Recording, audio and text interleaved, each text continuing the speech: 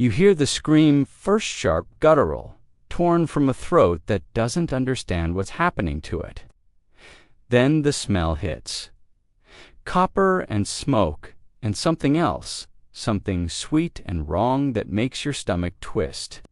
You're standing at the edge of a field that stretches farther than your eyes can follow, and everywhere you look, there are bodies, not scattered, arranged. Stacked with the precision of a stonemason building a cathedral, except the stones are skulls, and the mortar is made from ash. Before we go any further, I want to know where in the world are you watching this from? It genuinely amazes me that a story this dark, this far removed from our lives, still pulls us in from every continent. Drop a comment. I read them all. This is 1220, and you're looking at the aftermath of Nishapur. The Mongol Empire has just erased a city of over 1 million people in less than 2 weeks. But here's what the history books won't tell you. This wasn't rage. This wasn't even war as anyone understood it. This was the output of a systema human engineering project that took children who should have been learning to read and turned them into the most efficient killing force the world has ever seen. And the truly horrifying part, it worked so well that 16 million people alive today carry the DNA of the man who designed it. The question isn't how the Mongols conquered half the known world, it's how they created soldiers so fundamentally different from other humans that killing 1,000 people felt no different than harvesting wheat. And the answer starts not on a battlefield, but in a cradle, with a mother whispering a name she hopes will save her child's life. She calls him Turbish, not human. It's a curse disguised as a name, spoken over a newborn whose fingers haven't yet learned to grip. Across the Mongolian steppe, thousands of mothers are doing the same thing, tonight naming their children dog, worm, nothing. It's a bargain with death. If you call them worthless, maybe the spirits won't bother stealing them. Maybe the raiders who sweep through every spring will pass over one more unremarkable body. But here's what those mothers don't realize yet. They're not just protecting their children, they're programming them. Because when you grow up being told you're not human, when that's the first word you understand, something shifts in how you see yourself, and more importantly, how you see everyone else. At age 3, Turbish is strapped to a horse, not gently placed strapped, bound with leather cords because if he falls, the clan won't stop. Can't stop. The steppe doesn't forgive weakness, and neither does the climate. Winter temperatures drop to 40 below. Summer heat bakes the ground into cracked clay. There's no middle, no mercy, no room for children who can't keep up. So Turbish learns. His legs bow around the horse's barrel before they're strong enough to support his own weight. His spine curves to match the saddle's shape. By 5, he's firing arrows at full gallop. By 7, he's killed not in battle, but in the small, casual violences that separate survivors from corpses on the steppe. A rival clan's scout, a wolf too close to the herd. A brother who reached for the wrong fish. Yes, you read that right. Genghis Khan murdered his own half-brother over food. He was 9 years old, and the steppe didn't punish him for it validated him, because out here hierarchy isn't about fairness, it's about function.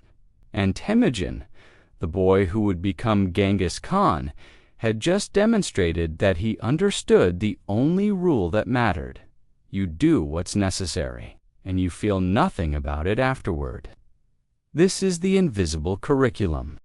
While European children are learning prayers and manners, Mongol children are learning something far more dangerous: emotional detachment as survival skill. Pain is just information. Cold is just data. Hunger teaches you how long you can ride before your body fails. Fear teaches you which decisions get you killed, and empathy. Empathy is the luxury of people who don't have to choose between their family's survival and a stranger's life. But riding and shooting aren't enough. Any nomadic culture can produce decent cavalry. What made the Mongols different, what made them impossible, was the nerge. Imagine you're 10 years old and the horn sounds at dawn. Within minutes, 20,000 riders spread across the horizon in a line so straight it looks drawn with a ruler.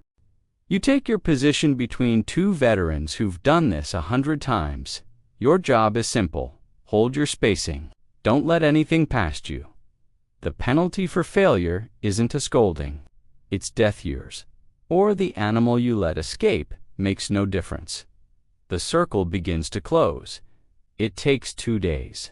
2 full days of riding at walking pace, maintaining perfect distance from the riders on either side. Never breaking formation, never stopping to eat or sleep. You watch deer realize they're trapped.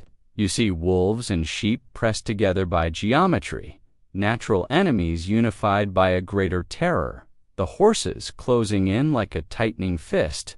By the second night, you're so hungry your hands shake. By the second dawn, the circle is 5 miles wide, and the sound inside it is like nothing you've ever heard. Thousands of animals screaming, trampling each other, clawing at their own flesh because there's nowhere left to run. And then the killing starts. Not frenzied, not passionate, systematic. Your unit enters the circle and you're given a quota. 20 deer, 15 rabbits, 3 wolves. You count each arrow. You measure each kill, miss your number, and you explain to the tribe why winter will be harder. Waste a shot and you lose your horse. Let an animal escape and you join them inside the circle. This is where empathy dies, because you learn in your bones that individual suffering means nothing compared to collective function. The deer bleeding out in front of you isn't a creature in Panitz, a resource being processed, and the shift in thinking from living being to unit of production happens so gradually you don't notice it's happened until years later, when you're doing the same thing to a city and you realize you feel exactly the same way. By adolescence, the best students of the nerge can coordinate attacks across mountain ranges without a single spoken word. They read intention in how a rider shifts his weight. They understand that 20,000 individuals acting as one organism can accomplish what no amount of individual brilliance ever could. The lesson is beautiful in its efficiency and monstrous in its application, because the next circle won't contain deer. It will contain Baghdad or Beijing, or any of the dozens of cities that made the fatal miscalculation of believing walls could stop men who thought like water and killed like mathematics. But even perfect coordination can't breach stone. Even riders who move like wind can't climb fortifications that took generations to build. And for 2 decades, that limitation keeps the Mongols confined to open country, to places where mobility matters more than siegecraft. They can destroy field armies in an afternoon. They can't crack open the great walled cities of China or Persia.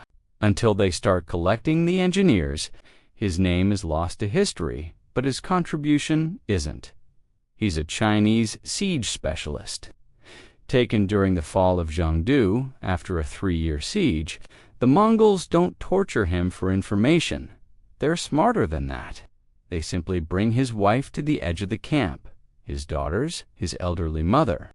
They don't threaten. They don't need to. The sorting has already happened. Farmers in one pile, merchants in another, his family in a third, marked useful pending cooperation. He teaches them everything. How to mix gunpowder in ratios that explode versus ratios that burn. How to calculate trebuchet angles for maximum wall penetration.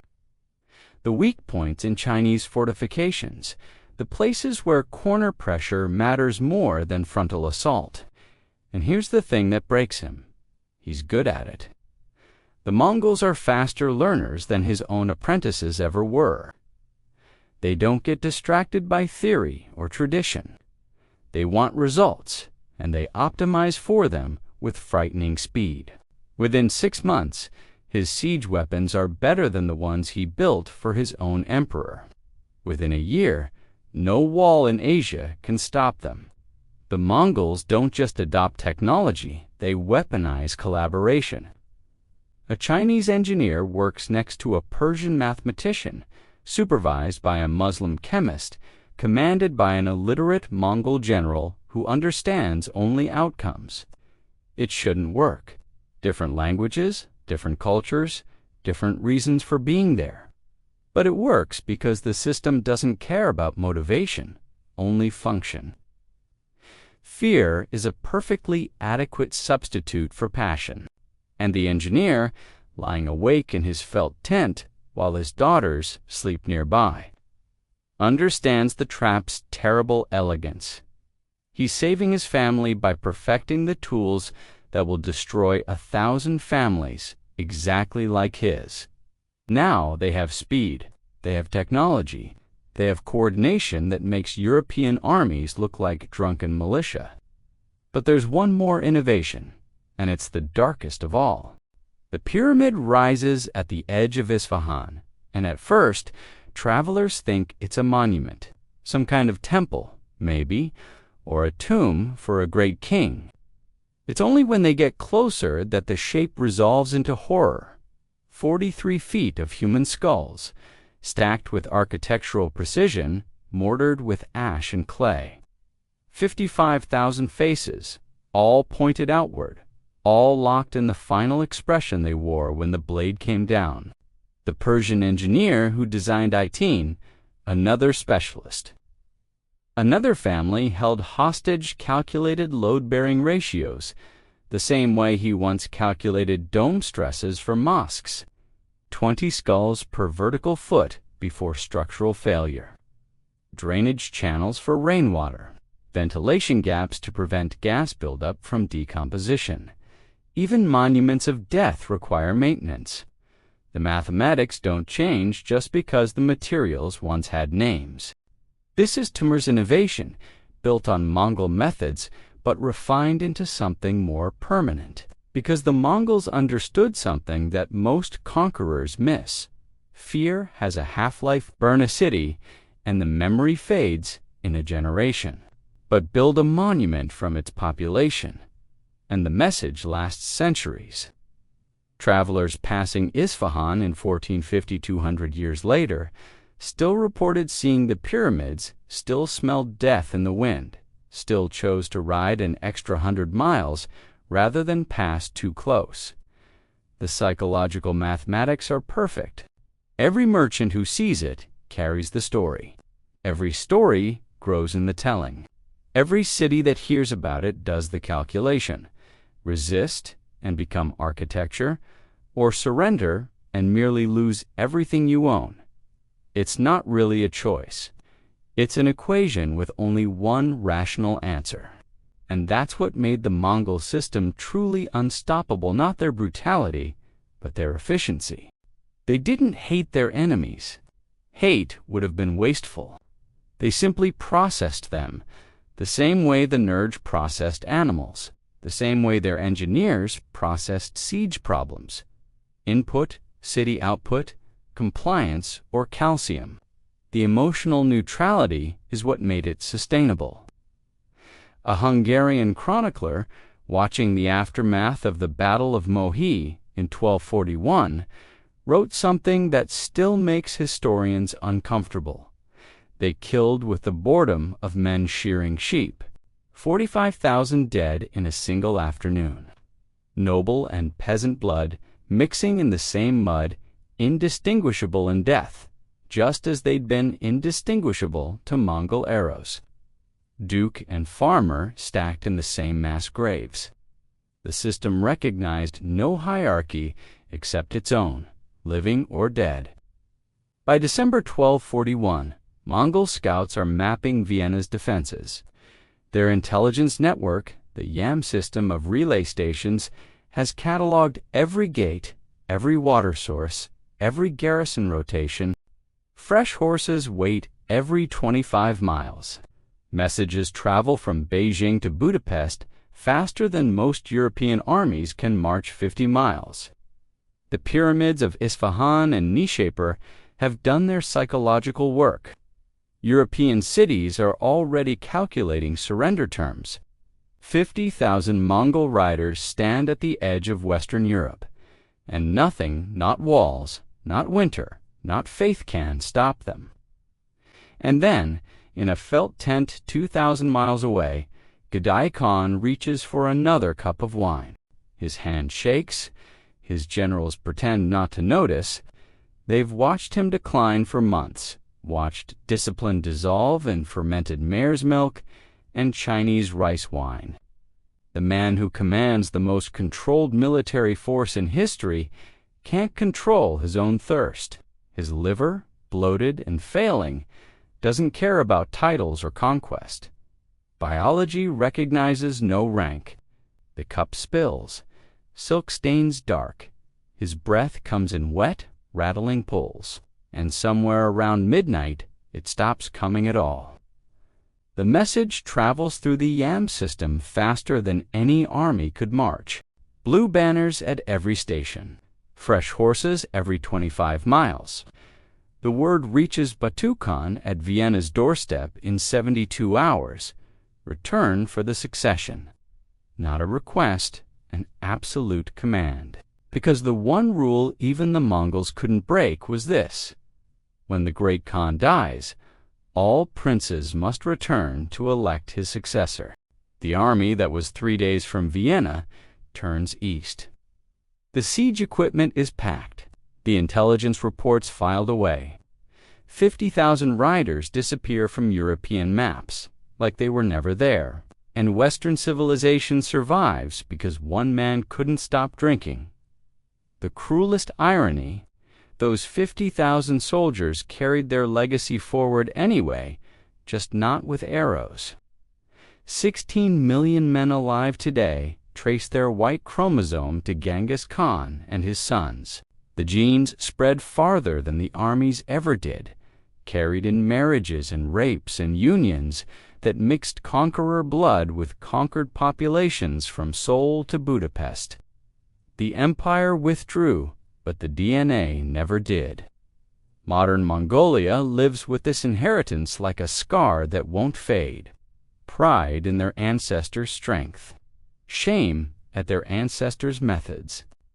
Children ride horses in summer festivals, singing songs in a language shaped by steppe winds and war cries. They're taught that their history matters, but also that it costs that the system which made their ancestors unstoppable also made them incapable of being anything else. Because here's what the history books miss. The Mongols didn't just conquer the world, they sacrificed their humanity to do it. Those children named not human fulfilled the prophecy. The warriors who perfected killing became unable to function in peace. Veterans who had survived 100 battles hanged themselves in their gairs, for no reason anyone could name except that some knowledge, once learned, makes ordinary life impossible.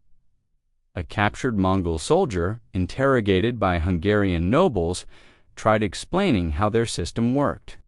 He described it like agriculture: plant arrows in bodies' harvest territory. Simple, repeatable, effective.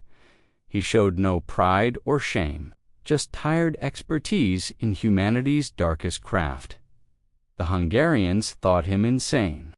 He was perfectly, systematically sane. That was the horror. The system worked. It worked so perfectly that it destroyed the people it was designed to protect. And on a December night in 1241, that system, the most efficient military machine ever built, ground to a halt, because its Khan was, in the end, inescapably human. The pyramids of Isfahan stood for 2 centuries after that night. The skulls kept watch over empty roads, teaching their calcium lesson to travelers who chose different routes. The message outlasted the messengers. The fear outlasted the empire. And somewhere in the genetic code of millions, the echo of that transformation still whispers, "This is what happens when you engineer the perfect warrior. You win everything except the ability to be anything else." The children, named Not Human, became exactly what their mothers feared and their fathers required. And the world they conquered never forgot. Neither did they.